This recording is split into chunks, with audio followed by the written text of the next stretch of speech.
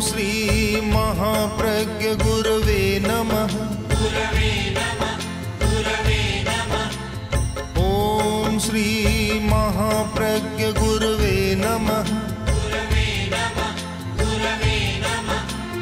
ओम श्री महाप्रज्ञ गुरवे नमः। ओम श्री महाप्रज्ञ गुरवे नमः।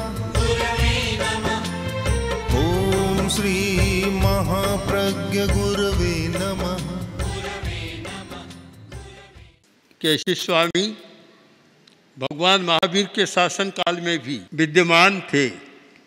उत्तराध्ययन सूत्र में केशी गौतम के मिलन का बहुत सुंदर प्रसंग है और महान ज्ञानी आचार्य थे। संपर्क हुआ, प्रवचन सुना। श्रावस्ती में चित्त खड़ा होकर बोला, भंते मेरी एक प्रार्थना है कि आप मेरी राजधानी में सेविया नगरी, जहाँ प्रदेशी राजा है, आप कृपा करें और वहाँ पधारें।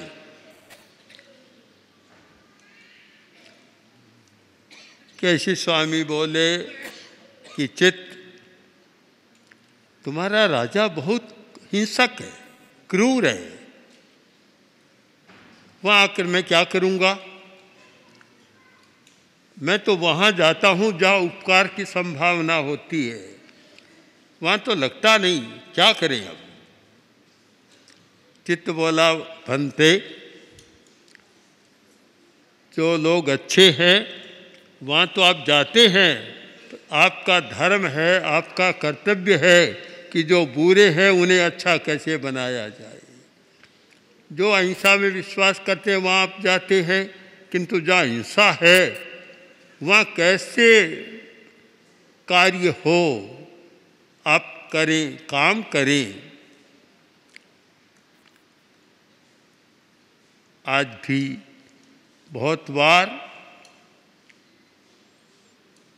इस प्रकार की बात आती है कि जहाँ हिंसा है वहाँ अहिंसा का काम करने वालों को जाना चाहिए। कभी कभी निमंत्रण भी मिलता है। वह निमंत्रण मिला और जाने की बात आग्रह किया। तो आग्रह किया तब केशी स्वामी ने ज्ञान से देखा, उनके पास अतीन्द्रिय ज्ञान था। ज्ञान से देखा और अनुभव किया कि वहाँ लाभ तो होने वाला है और शायद मेरे जाने पर प्रदेशी का जीवन सारा बदल जाएगा। तो उन्होंने स्वीकृति दे दी कि ठीक है, जब अवसर होगा हम वहाँ आ जाएंगे। आखिर वहाँ प्रदेशी के राज्य में, राजधानी में केशी स्वामी आ गए। उद्यान में ठहरे। चित्त को पता लगा कि केशी स्वामी आ गए हैं, परंतु समस्या तो यह है कि प्रदेशी को ले जाएं कैसे? अगर प्रदेशी को कहें कि वहाँ संत हैं, साधु हैं, आचार्य हैं, तुम चलो, तो जाएगा नहीं और कुछ कर देगा, कठिनाई पैदा कर देगा। कैसे ले जाएं? तब आदमी बुद्धि से काम लेता है। हमारी दुनिया में सफलता के लिए बहुत आवश्यक है बौद्धिक विकास।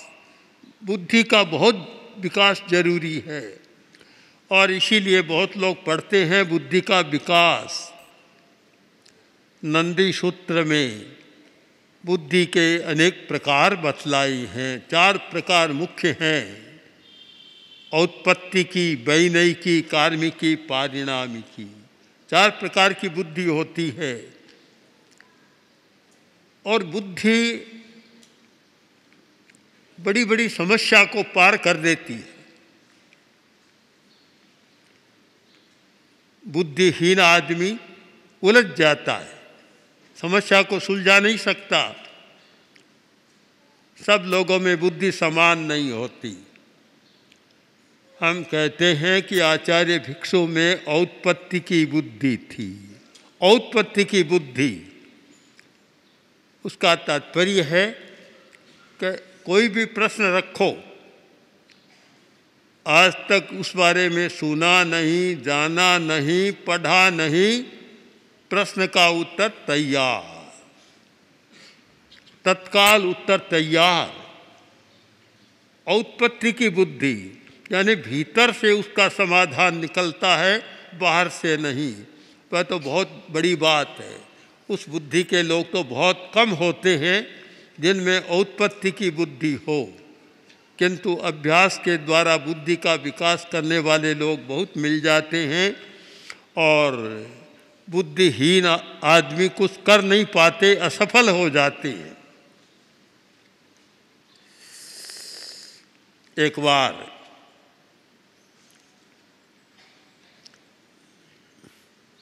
राजा ने घोषणा की कि मैं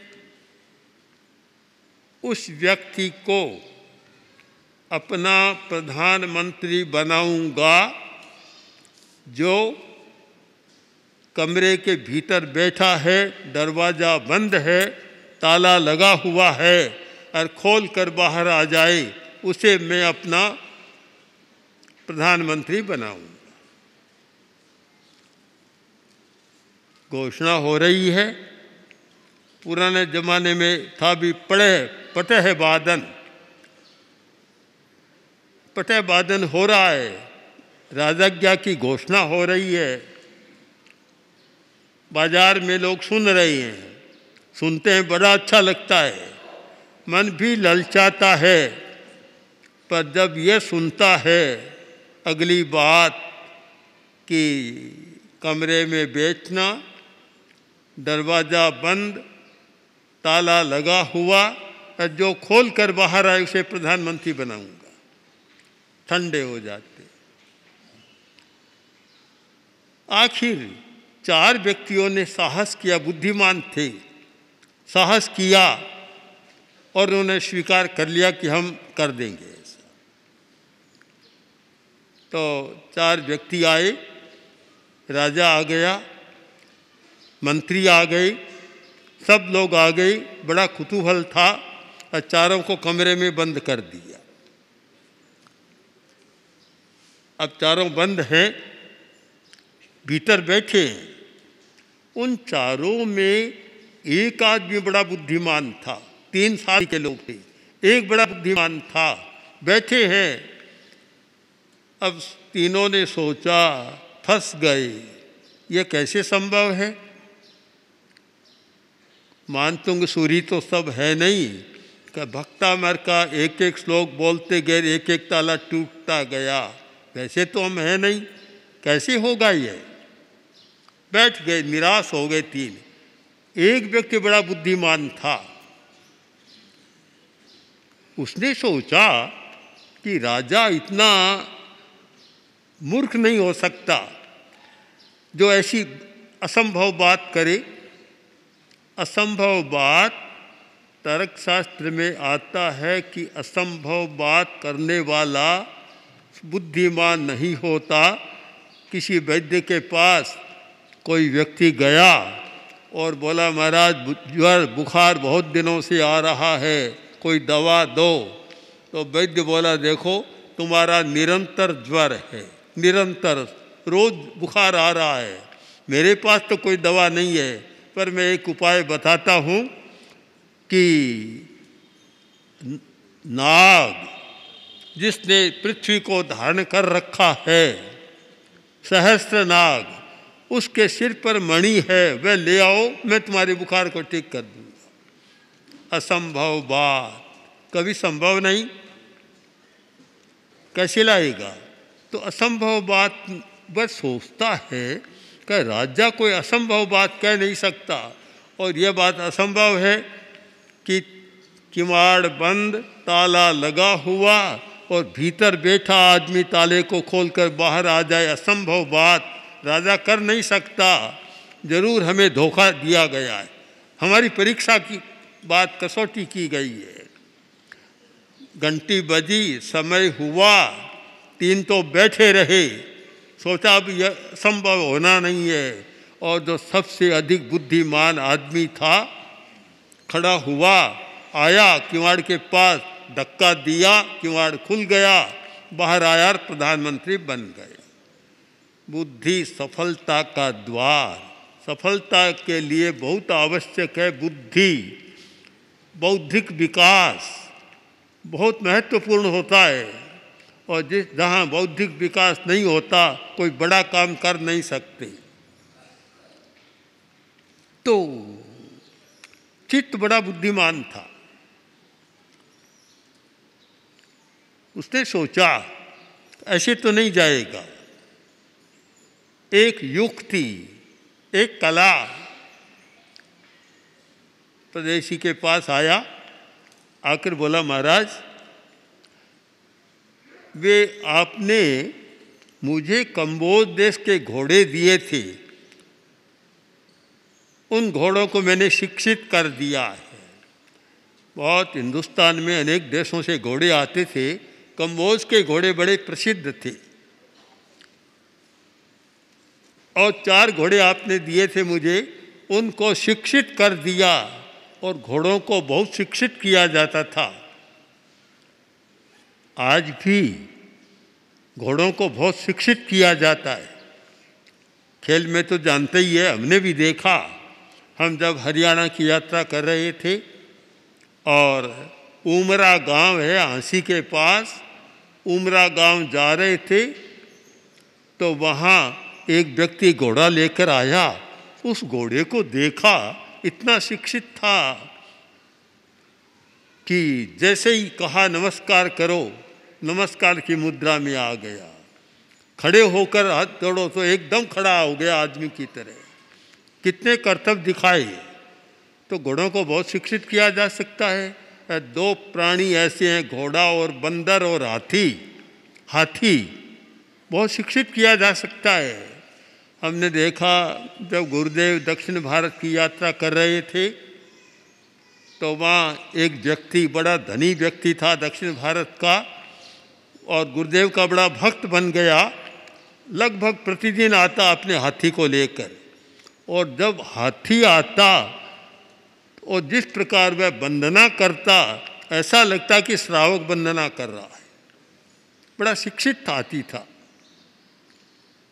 तो महाराज मैंने घोड़ों को शिक्षित कर दिया है, आप कभी अब परीक्षा करें।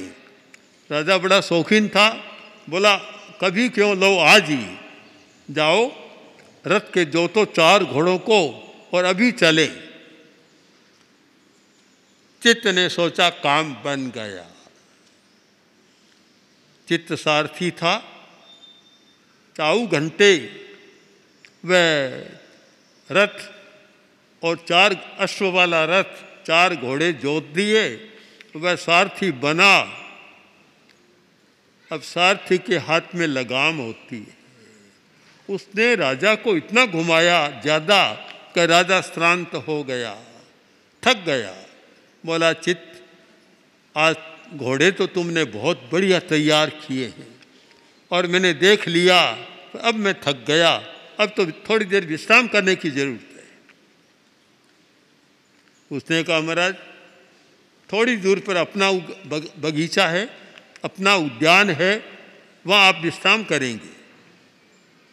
किस प्रकार युक्ति के द्वारा राजा को प्रतिबोधित करने का प्रयत्न कर रहा है। आया बगीचा और देखा तो केशी स्वामी बैठे हैं और हजारों लोगों की भीड़ है, प्रवचन हो रहा है।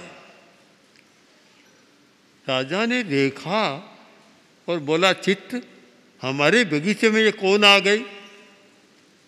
मेरे बगीचे में कोई साधु संत कैसे आ गया? बोला महाराज आपको पता नहीं, ये बहुत बड़े संत हैं और ये स्वयं राजकुमार हैं, राजकुमार से दीक्षित हुए हैं, महान संत हैं। मुझे क्या मतलब, क्यों आए? काफ़ी लंबी चर्चा हुई। आखिर में अब देखिए बुद्धि के द्वारा किस प्रकार परिवर्तन होता है। वह बोला महाराज एक बात मैं आपको बताऊं। क्या? कि ये जो हैं संत हैं, ये जीव अलग, आत्मा अलग और शरीर अलग, दोनों को मानते हैं। दो प्रकार के दर्शन के बाद रहे, अन्नो जीवो अन्नम शरीरम। एक है जीव अलग अलग और शरीर अलग, आत्मा अलग शरीर अलग है। और एक रहा तज्जीव तत्शरीरम, जो शरीर है वही जीव है, अलग कोई आत्मा नहीं है, न कोई पुनर्जन्म है, कुछ भी नहीं है। तो ये मानते हैं कि आत्मा अलग है, पुनर्जन्म होता है और शरीर अलग है।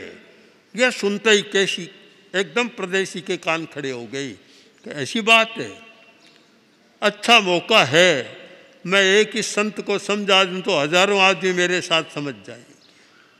चलो तो उसके पास चलो। देखिए किस प्रकार चातुर्य के द्वारा काम होता है। अगर सीधा कहता कि आप प्रदेश केशी स्वामी के साथ जाएं तो कभी नहीं आता, आने की बात ही नहीं सोचता। किंतु एक युक्ति के द्वारा, बुद्धिमत्ता के द्वारा ऐसा कार्य किया कि चलो चले। और मैं अभी उसको समझा देता हूँ कि आत्मा अलग नहीं है, शरीर अलग नहीं है। आए, बहुत लंबी चर्चा है, उसको हम न जाएं। आने के बाद बोला कि महाराज मैंने सुना है आप ये मानते हैं कि अन्नो जीवो अन्नम शरीरम, जीव अलग है और शरीर अलग है, क्या आप ये मानते हैं? केशव स्वामी बोले हाँ हम मानते हैं, जीव अलग और शरीर अलग मानते हैं आप। तो अब फिर मेरे प्रश्न का उत्तर दें। अब अगला प्रश्न उसका है और एक महत्वपूर्ण दार्शनिक प्रश्न है, दार्शनिक चर्चा है कि आत्मा और शरीर। बहुत लोग इस बारे में सोचते ही नहीं कि मैं शरीर नहीं हूँ, मैं आत्मा हूँ। अगर यह बात समझ में आ जाए कि आत्मा भिन्न शरीर भिन्न है, तुमने मंत्र पढ़ाया, आत्मा अलग और शरीर अलग, तो शायद जीवन की शैली बदल जाए।